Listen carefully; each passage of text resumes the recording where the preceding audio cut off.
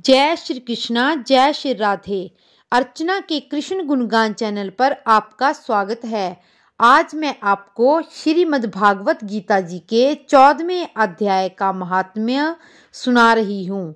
श्रीमद् भागवत गीता रूपी उपनिषद व ब्रह्म विद्या तथा योग शास्त्र विषयक श्री कृष्ण और अर्जुन के संवाद में गुण त्रय विभाग योग नामक 14वां अध्याय शुरू करती हूँ। श्री महादेव जी कहते हैं कि हे पार्वती, अब मैं भवबंधन से छुटकारा पाने के साधन भूत 14वें अध्याय का महात्म्य बतलाता हूँ। तुम ध्यान देकर सुनो। सिंघल द्वीप में विक्रम बेताल नाम के एक राजा थे, जो सिंह के समान पराक्रमी और कलाओं के भंडार थे। एक दिन वे शिकार खेलने के लिए उत्सुक होकर राजकुमारों सहित 2 कुतियों को साथ लिए वन में गए।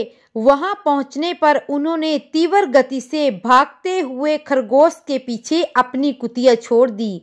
उस समय सब प्राणियों के देखते देखते खरगोश इस प्रकार भागने लगा मानो कहीं उड़ गया हो। दौड़ते दौड़ते बहुत थक जाने के कारण वह एक बड़ी गहरे गड्ढे में गिर गया। गिरने पर वह कुतिया के हाथ नहीं आया और उस स्थान पर जा पहुंचा जहां का वातावरण बहुत शांत था।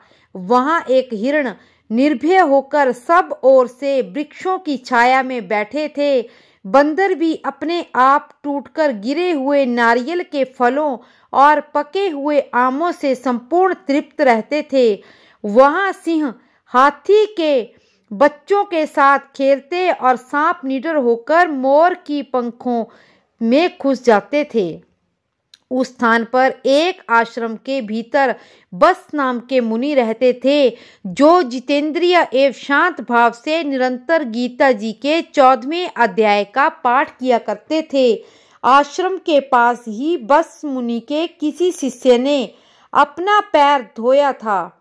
ये भी 14वें अध्याय का ही पाठ किया करते थे। उसके जल से वहां की मिट्टी गीली हो गई थी। खरगोश का जीवन कुछ शेष था। वो हाँफता हुआ उसी कीचड़ में गिर गया। उसके स्पर्श मात्र से खरगोश दिव्य विमान पर बैठकर स्वर्गलोक चला गया। फिर कुतिया भी उसका पीछा करते हुए वहां आई और उसके शरीर में कुछ कीचड़ के छींटे लग गए। फिर भूख प्यास की पीड़ा से रहित होकर कुतिया का रूप त्याग कर उसने भी दिव्यांगना का रमणीय रूप धारण कर लिया तथा गंधर्वों से सुशोभित दिव्य विमान पर आरूढ़ होकर वह भी स्वर्गलोक को चली गई। यह देखकर मुनि मेधावी शिष्य हंसने लगे। उन दोनों के पूर्व जन्म के बैर का कारण सोचकर उन्हें बड़ा विस्मय हुआ। उस समय राजा के नेत्र भी आश्चर्य से चकित हो उठे। उन्होंने बड़ी भक्ति के साथ सादर प्रणाम करके पूछा, विप्रवर, नीच योनि में पड़े हुए दोनों प्राणी कुतिया और खरगोश ज्ञानहीन होते हुए भी स्वर्ग को चले गए, इसका क्या कारण है? इसकी कथा सुनाइए। शिष्य ने कहा, भूपाल, इस वन में बस नामक ब्राह्मण रहते थे। वे बड़े ही जितेंद्रिय महात्मा हैं। गीता जी के 14वें अध्याय का सदा जप किया करते हैं। मैं उन्हीं का शिष्य हूँ। मैंने भी ब्रह्म विद्या में विशेषता प्राप्त कर रखी है। गुरु की भांति मैं भी 14वें अध्याय का नित्य प्रति जाप करता हूँ। मेरे पैर के जल में लौटने के कारण यह कुतिया खरगोश के साथ स्वर्गलोक को प्राप्त हुई। अब मैं अपने हंसने का कारण बताता हूँ। महाराष्ट्र में एक महान नगर था। वहां पर केशव नाम का एक ब्राह्मण रहता था, जो कपटी मनुष्यों में सबसे अग्रणीय था। उसकी स्त्री का नाम विलोभना था। वो स्वच्छंद विहार करने वाली थी।